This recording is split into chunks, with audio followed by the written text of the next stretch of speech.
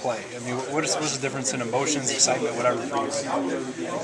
I'm very excited. It's the first time that I'm starting a game at the beginning of the season in my career.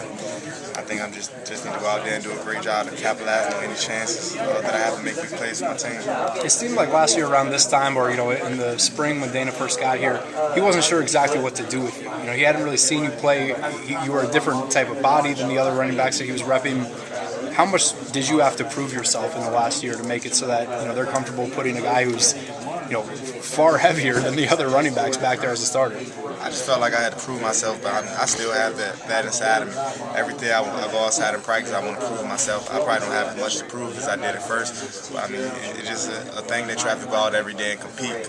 Competing is non-negotiable. It makes you better and it makes the people around you better. I mean, last year not being able to play, I remember on the sideline I was about to cry at one point. It just hurt you so bad. I mean, as time go on, you just try to build off that, just become a better player. Last year's game specifically, obviously you weren't in there, but it was a weird atmosphere with the lightning delay and certainly just a weird game all around. Yeah, I think it was weird, but I think our coaches did a good job of keeping us in tune, even though we was in the locker room a lot of time. Because most of the time we was in the locker room, people start to get hungry, people start laying out. So I think every 5 minutes the strength staff was running through the locker room telling us to stretch, or a coach would come tell us to draw a play up on the board, different things like that. And I was just walking around the locker room talking to the guys, trying to keep them in tune. But me personally, I hate when there's big breaks in games like that. It's perfectly this little hurricane is coming through, don't cause no problems this week.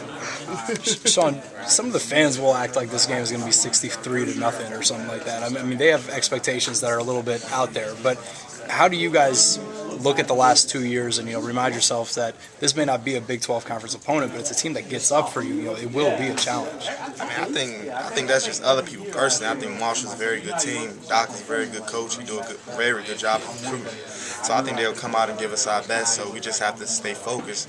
But I mean, every week is not. We can't look into the opponent and who they are, what their name is. That really doesn't matter. We have to go out and play our game and try to maximize any opportunity that we get to move the ball on offense and also get the ball back on defense.